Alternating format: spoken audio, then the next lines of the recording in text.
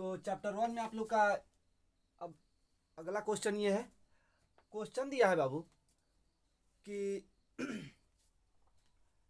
ये 10th class का है और क्वेश्चन दिया है, दर्शाइए कि कोई भी धनात्मक विषम पूर्णांक 6³ + 1 या 6³ + 3 या 6³ + 5 के रूप का होता है जहाँ q कोई पूर्णांक है। ठीक है, तो कल हम बाबू बताए थे कि बस एक ही तरीका, उसको फार्मूला आप मान लीजिए a बराबर BQ और a बराबर BQ + R। ठीक है, ये हम लोग को मालूम होना चाहिए। a बराबर BQ + R, भाज्य बराबर भाजक गुणे भागफल जोड़ शेषफल। ठीक ना। अब देखिएगा जरा क्वेश्चन को समझिएगा कि बाबू इधर ध्यान देना, क्वेश्चन को समझना कि 6Q दिया है ना, 6Q, तो 6Q यानी B का वैल्यू का दिया है 6 दिया है, या Q का वैल्यू कुछ नहीं दिया है, और R के जगह पर 3 दिया है। ठीक है, यहाँ तो क्लियर है। लेकिन ये 3R का वैल्यू है नहीं। ठीक ना, कुछ देर के लिए मानिए कि 6Q + 3 दिया है, और हम लोग को जब ये पता हो जाएगा यानी भाज्य मालूम हो जाएगा तो हम लोग का क्वेश्चन बन गया ना। तो चलिए बहुत आसान है। तो क्वेश्चन बोल रहा है ये कोई भी धनात्मक विषम पूर्णांक। ठीक ना। अब आप लोग को ये पता होना चाहिए कि पूर्णांक संख्या किसे कहते हैं। इसके पहले वाला जो आपका पार्ट 1 है उसको आपको देखना बहुत जरूरी है। ठीक है, तभी ये समझ में आएगा कि विषम पूर्णांक क्या है। ठीक ना। तो धनात्मक विषम पूर्णांक बोल रहा है बाबू, तो यहाँ पे देखिएगा कि ए का ना वैल्यू हम लोग को पता होना चाहिए। तो यहाँ पे हल लिखेंगे। हल देखिए बनाने का तरीका, क्वेश्चन एकदम क्वेश्चन कभी भी सही बनाना है, सही तरीके से बनाना है कि ताकि नंबर ना कटे।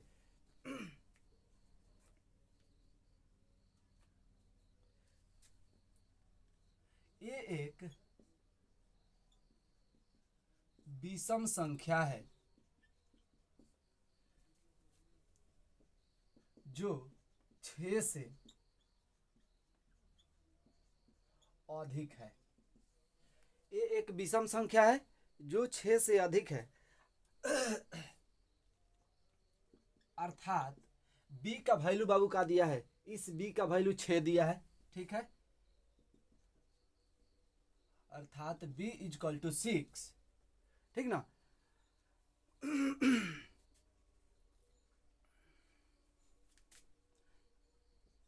b का वैल्यू बाबू 6 दिया है यहाँ पे। अतः अब हम लोग पढ़ चुके हैं कि जो r का वैल्यू आएगा, r जो निकलेगा वो 6 से हमेशा कम होगा, 6 से हमेशा कम होगा। r हमारा शेषफल है, तो 6 से कम होगा बाबू। तो यहाँ पे क्या होगा, 6 से कम होगा। पढ़े थे ना कि r का जो वैल्यू है, r का जो वैल्यू है वह क्या होगा, 0 से बड़ा या बराबर होगा, 0 से बड़ा या बराबर होगा। ठीक है, और b से छोटा होगा।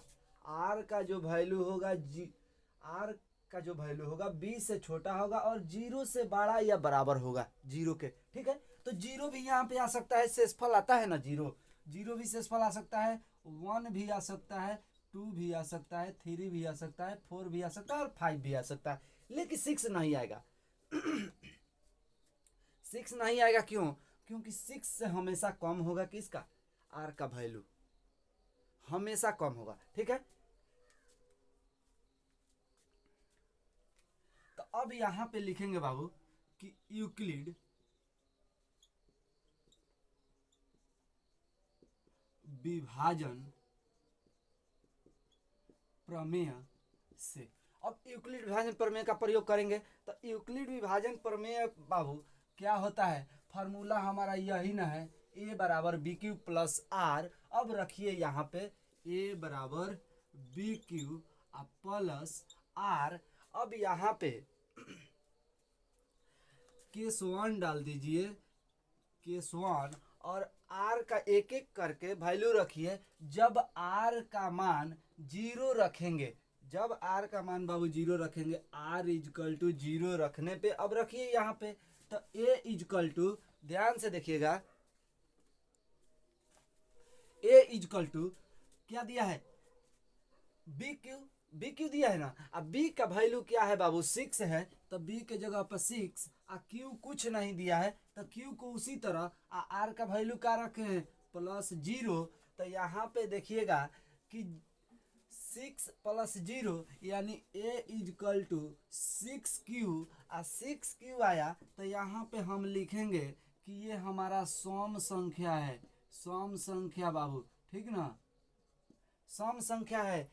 अब सम संख्या आप पूछ क्या रहा है, विषम पूर्णांक ना हमको चाहिए, यानी यहाँ पे विषम संख्या चाहिए। 6Q के जगह पे 7Q होता तो हमारा विषम संख्या हो जाता। ठीक है, यहाँ तक तो डाउट क्लियर। चलिए अब देखिए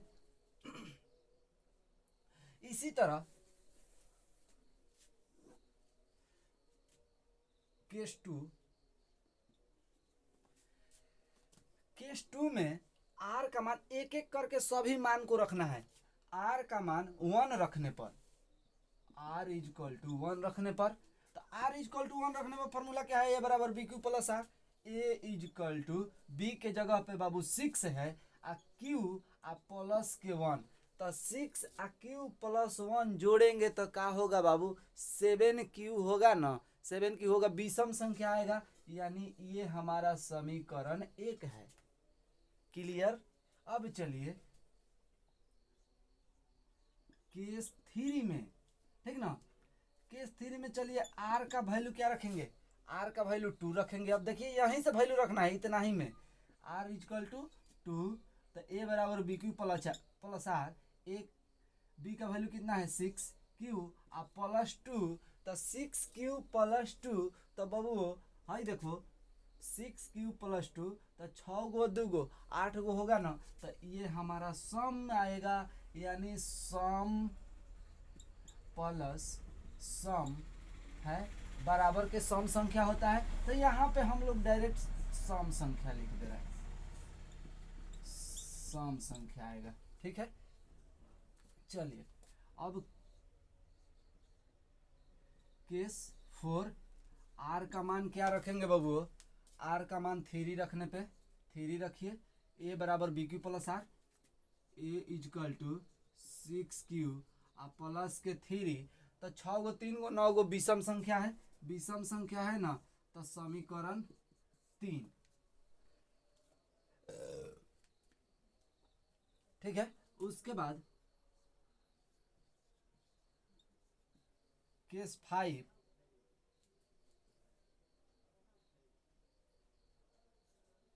आर इजकल टू 4 रखने पे, आर का वैल्यू जब 4 रखेंगे तो ए बराबर B Q plus R, B का वैल्यू क्या है 6Q आ +4, आ 6 गो में 4 गो जुटेगा बाबू, 6 और 4 दोनों सम संख्या है ना, तो दोनों सम संख्या है, और सम प्लस सम करेंगे तो सम संख्या ही प्राप्त होगा, तो यहाँ पर भी लिखेंगे सम संख्या।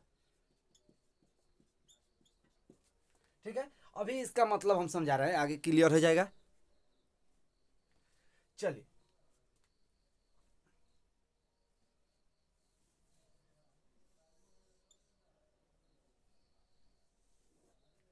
अब यहां पे देखिएगा केस 6 में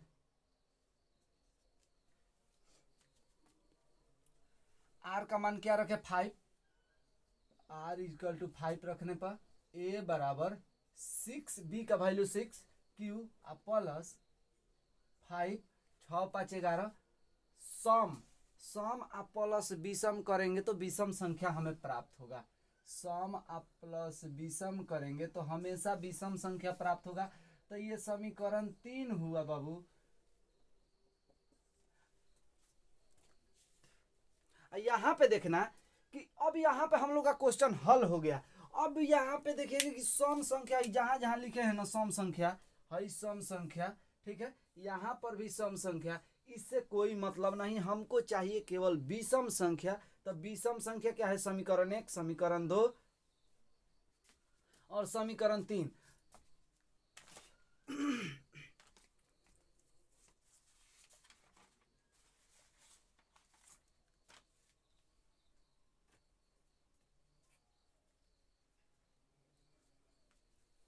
तो हम आंसर में लिखेंगे समीकरण 1, 2, 3 से स्पष्ट है कि सभी धनात्मक विषम पूर्णांक 6q + 1 6q + 3 6q + 1 6q + 3 और 6q + 5 के रूप का होता है। अब ये हम कहाँ से लिखे, तो देखिए आप क्वेश्चन इस तरह के क्वेश्चन को बना लीजिएगा और जो क्वेश्चन में ही आपका क्वेश्चन में से ही लिखे हैं, ठीक ना, ये वाला शब्द, और इतना लिखने के बाद ही आपको पूरा नंबर मिलेगा, नंबर कभी कटेगा नहीं। क्वेश्चन बनाने का ये तरीका है, ठीक है। चलिए अच्छे से नोट्स बनाइए। अरे एक बार समझ तो लो और जा करके एग्जाम में बनाना क्वेश्चन, तब देखना गर्दा हो जाएगा एकदम, ठीक ना। कहीं भी पढ़ रहे हो एक बार देखो वीडियो और इस तरीके से बनाना, ठीक ना। एक बार समझ के देखो, और एक बार में नहीं समझ में आने की तो गारंटी है। एक बार में नहीं आ रहा है, दोबारा वीडियो देखिए, जरूर समझ में आएगा। चलिए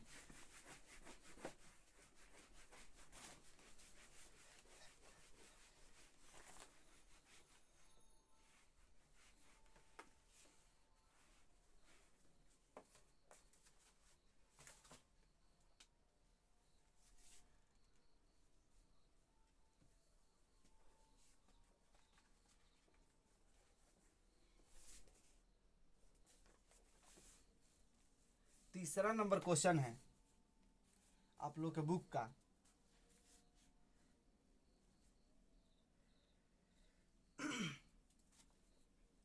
किसी परेड में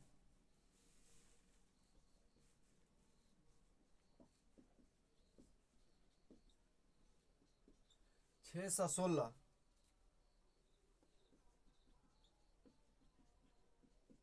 सदस्यों वाली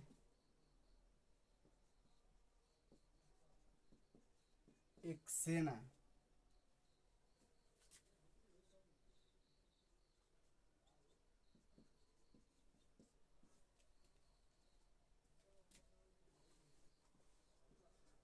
की टुकड़ी को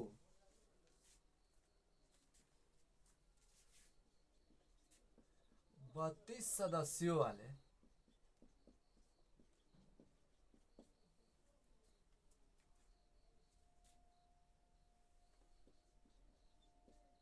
एक आर्मी बैंड के पीछे मार्च करना है।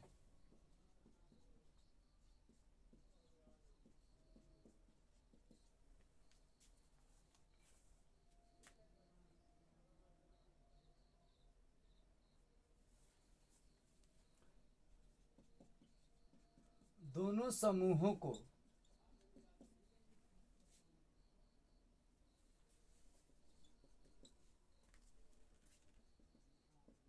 समान संख्या वाले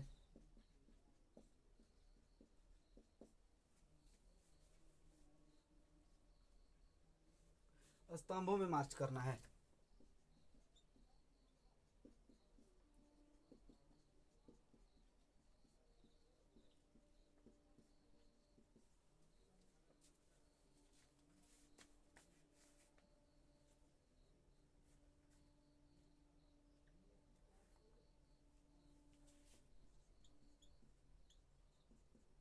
स्तंभों की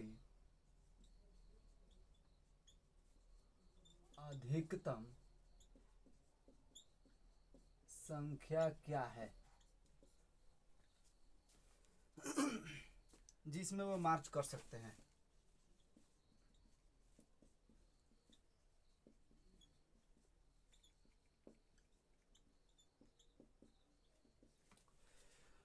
और 10th वाला, आदत डाल लो कि अभी मतलब जितना पढ़ोगे क्वेश्चन हमेशा कॉपी में लिख करके बनाओगे।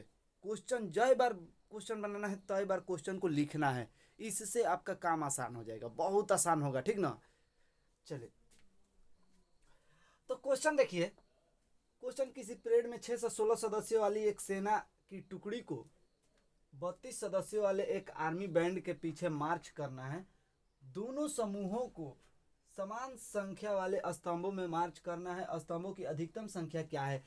अब यहाँ पे तो क्वेश्चन बहुत सारा शब्द लिखा है, ठीक ना, लेकिन क्वेश्चन समझना कहाँ है। यहाँ पे अधिक अधिक बात कर रहा है ना,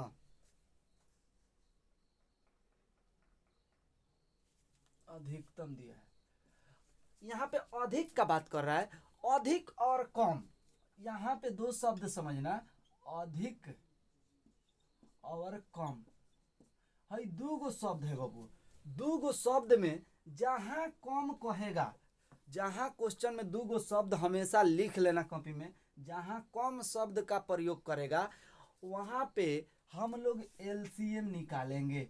एलसीएम जहां शब्द में लिखा रहेगा कम से कम, कम से कम, और जहां अधिक से अधिक यानी अधिकतम या अधिक से अधिक या बढ़ते, ठीक ना, वहां पे हम निकालेंगे एचसीएफ। ये हम लोग का लॉजिक है, ठीक है।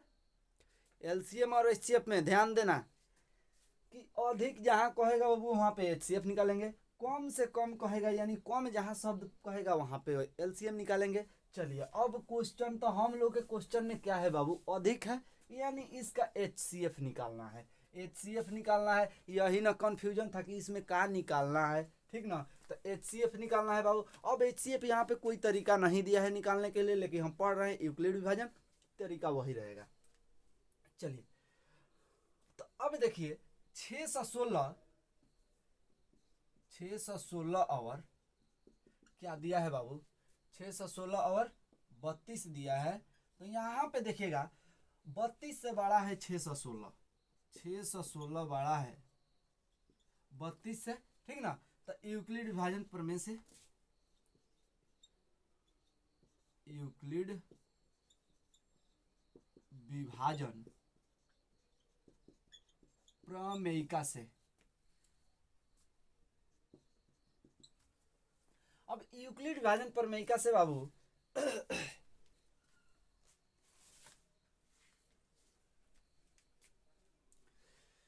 यूक्लिड विभाजन प्रमेयिका से, तो यहाँ पे देखिएगा कि हम भाग देंगे 32 से 6 से 16 में, 32 से भाग देंगे 6 से 16 में, ठीक है।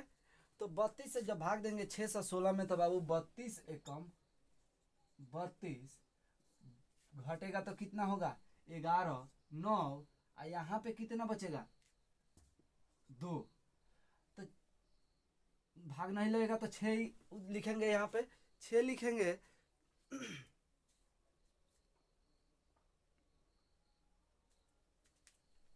अब यहाँ पे देखिएगा 9 बार में भाग लगेगा 288, 9 दूना 18, 9 दूना 18, 29 27 1 28, 288। अब इसको कटाइए तो कितना बचेगा, शेष अब बचेगा बाबू यहाँ पे, तो शेष बचेगा 8 और खत्म, ठीक है। अब चलिए शेष हम लोग का 8 आया ना, तो यहाँ पे a बराबर बी क्यू प्लस आर। ए का वैल्यू कितना है 6 से 16, अब बी का वैल्यू कितना है 32 इंटू 19 प्लस 8। ये हम लोग का तो लिखेंगे, शेषफल हमारा शून्य नहीं आया तो यहाँ पे लिखेंगे शेषफल 8 नॉट इज इक्वल टू 0 के बराबर है, यानी शेषफल हमारा 0 नहीं प्राप्त हुई। इस तरह से बनाइएगा ना क्वेश्चन में तो एग्जामिनर समझेगा कि हाँ पढ़ के आया है, ठीक ना। अब चलिए 8 आया ना, अब यहाँ पे देखिए अब 8 से हम 32 में भाग देंगे, 8 से 32 में भाग दे देना, 8 चौके 32, शेषफल हमारा यहाँ 0 प्राप्त हो गया। ठीक है, शेषफल 0 प्राप्त हो गया। तो यहाँ पे हम लोगों का था केस 1 और केस 2 में, केस 2 में किस में भाग दिए बाबू, 32 से, 32 बड़ा है 8 से, तब 8 से 32 में भाग देंगे तो a का वैल्यू कितना है 32 is equal to 8 into 4 plus 0, 8 into 4 plus 0 यानी शेषफल इक्वल टू 0, शून्य प्राप्त हुआ। भाजक हमारा कितना है 32, 8 है अंतिम भाजक पता करना है, 8 है, तब अंतिम भाजक यहाँ पे लिखिएगा, अंतिम भाजक 8 है, अतः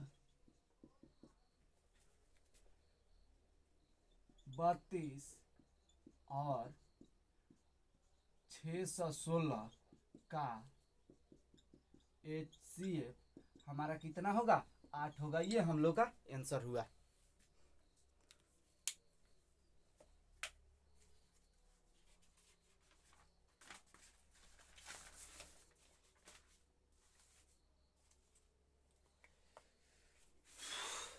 चलिए अगला क्वेश्चन हम लोग बढ़ते हैं अगले क्वेश्चन की तरफ। और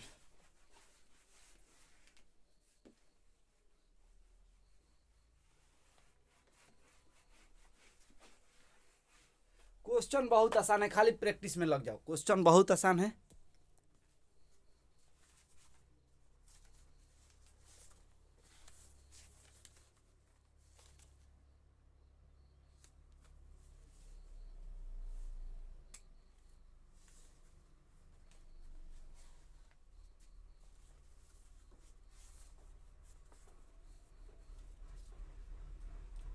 क्वेश्चन दिया है अगला 4 नंबर आप लोग का,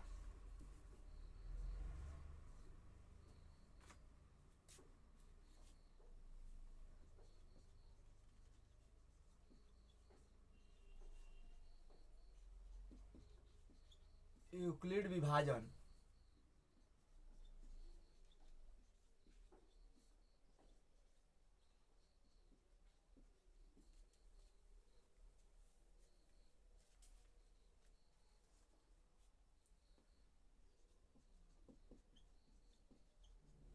प्रमेयिका का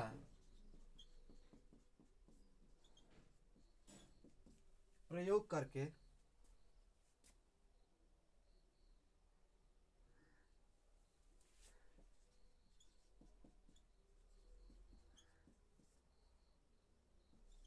दर्शाइए कि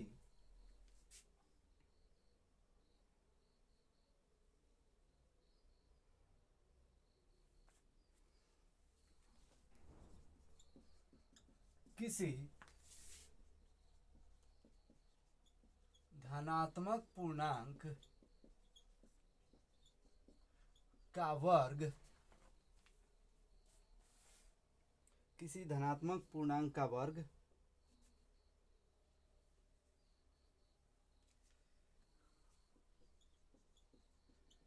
किसी पूर्णांक m के लिए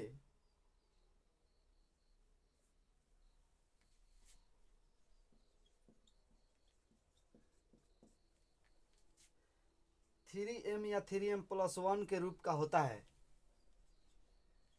3m या 3m+1 के रूप का होता है। ये हम लोग के पास क्वेश्चन है, और क्वेश्चन में आगे भी ध्यान दीजिएगा, क्वेश्चन में आगे भी दिया है, वो हम नहीं लिखेंगे, एक्स्ट्रा चीज दिया है, आप लोग बुक आप लोग के पास है तो समझ जाइएगा। क्वेश्चन में दिया है कि यह मान लीजिए कि x कोई धनात्मक पूर्णांक है, तब यह 3q या 3q+1 या 3q+2 के रूप या 3m+1 के रूप में लिखा जा सकता है, यही दिया है। ठीक है, तो चलिए क्वेश्चन हम बनाते हैं।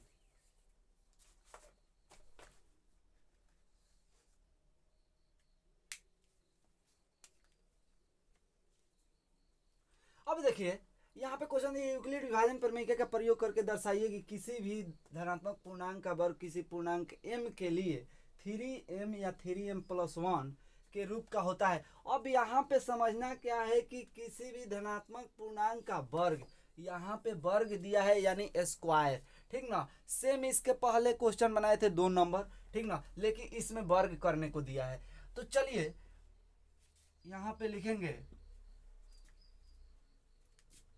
माना ये कोई धनात्मक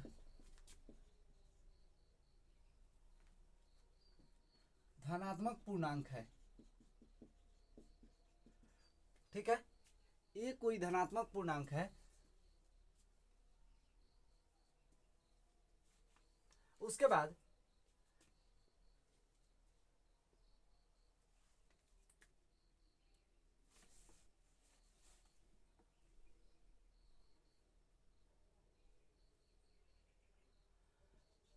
जहां b का वैल्यू क्या होगा, b का वैल्यू 3 दिया है, यहाँ पे 3 दिया है ना, b का वैल्यू 3 दिया है। 3m a बराबर बी क्यू प्लस आर, तो 3m क्यू के जगह पर m दे दिया है, तो 3 b का वैल्यू,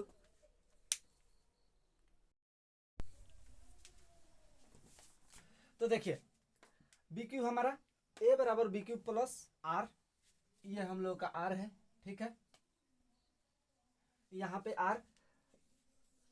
अब देखिएगा कि b का वैल्यू हमारा 3 दिया है बाबू, b इक्वल टू 3 और q की जगह पे m दिया है, ठीक है, तो इससे घबराना नहीं है, 3m लिखिए या 3q लिखिए, यहाँ पे bq, ठीक है। तो चलिए b इक्वल टू 3, तो हमारा शेषफल कितना होगा बाबू, शेषफल हमारा 3 से कम ना होगा, 3 से हमेशा कम होगा। तो यहाँ पे देखिएगा r इक्वल टू कितना होगा, शेषफल 0 हो सकता है, 1 हो सकता है, 2 हो सकता है, 3 कभी नहीं होगा, 3 के बराबर नहीं आएगा, ठीक ना, हमेशा 3 से कम ही होगा। तो चलिए अब हम लोग क्या करेंगे,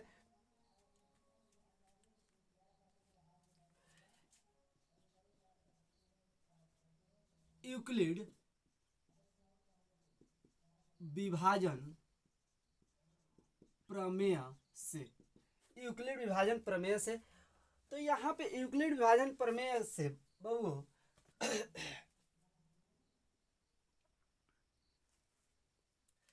ए बराबर बी क्यू प्लस आर भाज्य बराबर भाज्य गुणे भागफल जोड़ शेषफल। तो यहाँ पे देखिएगा कि आर का मान केस1 हम लिख रहे हैं, केस1 आर इक्वल टू क्या रखेंगे, 0 रखने पर, तो आर का वैल्यू 0 रखेंगे, तो ए बराबर, यहाँ पे देखिएगा ए बराबर बी क्यू, अब बी कितना दिया है बाबू, बी का वैल्यू 3 और क्यू प्लस, तो क्यू के जगह पे हम एम लिख सकते हैं, यहाँ पे हम एम लिख सकते हैं, और उसके बाद प्लस क्या है 0।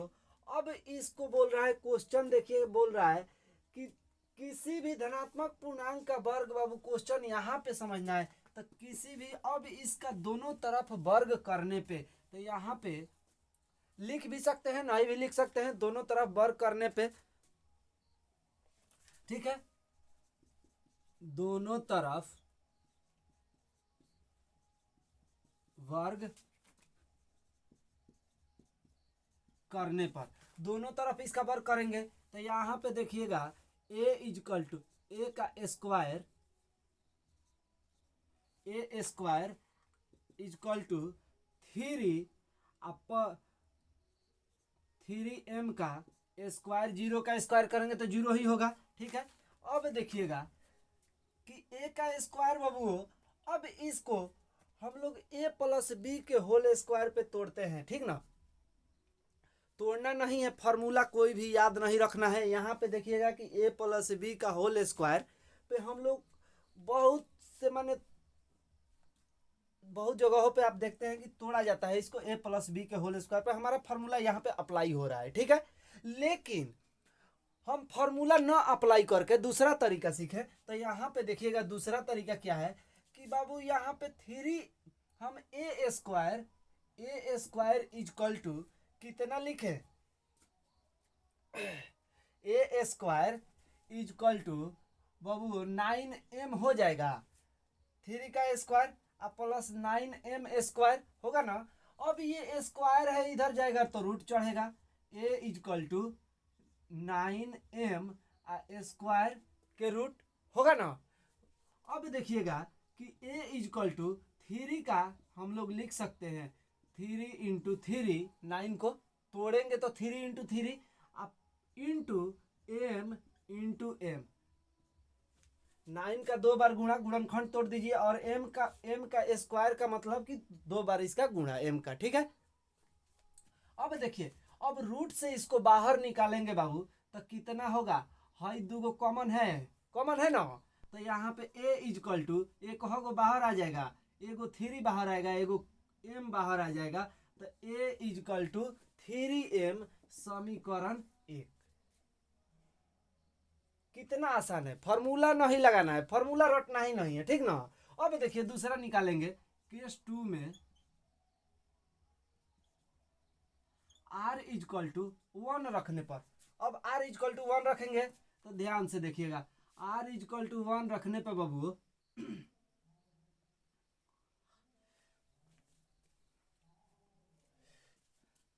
a equal to 3m plus के 1, यही ना, दोनों तरफ वर्क करने पे दोनों तरफ वर्क कर रहे हैं, A square is equal to 3m plus 1 का स्क्वायर, यही ना होगा। अब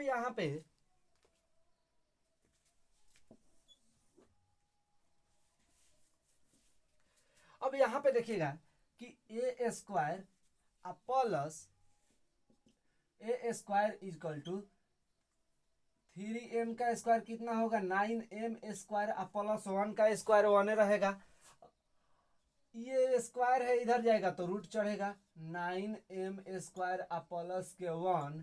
अब यहाँ पे देखिएगा a इजकल टू कितना होगा बाबू, ये बाहर निकलेगा, बाहर निकाल देंगे इसको तो कितना होगा, 3m स्क्वायर प्लस के 1, 3m स्क्वायर प्लस कितना होगा 1, सॉरी स्क्वायर नहीं रहेगा, तो 3m स्क्वायर प्लस 1 समीकरण कितना हुआ हमारा, 2 हुआ। अब देखिए केस 3 में बाबू, केस 3 यहाँ पे देखिएगा r इजकल टू कितना रखे 2, तो r का मान 2 रखने पे a equal to 3m plus के 2 दोनों तरफ वर्क कर दीजिए, a equal to A square 3m plus 2 का स्क्वायर, ए प्लस बी का होल स्क्वायर फार्मूला लग रहा है, सब जगह ए प्लस बी का होल स्क्वायर फार्मूला लग रहा है, लेकिन फार्मूला नहीं लगाना है बाबू, ठीक ना। अब देखिए यहाँ पे A square is equal to 9m plus के 4 होगा, 9m square plus 4, A is equal to ये रूट स्क्वायर हटेगा तो इधर रूट चढ़ेगा, 9m स्क्वायर प्लस के 4। तो अब देखिएगा बाबू कि यहाँ से कॉमन हो जाएगा, 2 कॉमन है, यहाँ से 3 कॉमन है, यहाँ से m कॉमन है, ठीक है। गुणनखंड तोड़िएगा तो a equal to 3m plus 2 समीकरण क्या हुआ हमारा, ये 3 हुआ। तो अब देखिए हमारा क्वेश्चन हल हो गया। अब यहाँ अंत में क्या लिखेंगे कि अतः समीकरण 1, 2, 3 से स्पष्ट है कि किसी भी धनात्मक पूर्णांक का वर्ग किसी पूर्णांक m के लिए 3m या 3m प्लस 1 के रूप में लिखा जा सकता है, ठीक है। तो इतना तो लिखा जाएगा। यहाँ से लास्ट में अंत में यहाँ से लेकर क्वेश्चन का ही यहाँ से लेकर यहाँ तक के रूप में लिखा जा सकता है, ठीक है। लिख लीजिएगा, क्वेश्चन एकदम क्लियर आपका, ठीक है। तो इसके बाद वाला भी क्वेश्चन इसके बाद वाला बाबू बोल रहा है कि यूक्लिड विभाजन प्रमेयिका का प्रयोग करके दर्शाइए किसी धनात्मक पूर्णांक का घन 9m या 9m प्लस 1 के रूप 9m प्लस 1 या 9m प्लस 8 के रूप का होता है। देखिए क्वेश्चन इसका 5 नंबर सेम है, घन करना है, केवल क्यू करना है और क्यू आप लोग कर सकते हैं। सेम इसी तरह यहाँ पे हम स्क्वायर किए हैं ना दोनों तरफ, तो ऐसा समीकरण बनेगा बाबू। इस तरह से लिखे हैं दोनों तरफ वर्क करने पे, तो वहां पे लिखेंगे दोनों तरफ घन करने पे, घन यानी क्यूब पावर 3 होता है। ठीक है, तो क्वेश्चन बन जाएगा। तो आज इतना ही रहने दीजिए, और वीडियो अच्छा लगे तो लाइक और शेयर जरूर कीजिए। ठीक है, तो रहने दिया जाए। जय हिंद।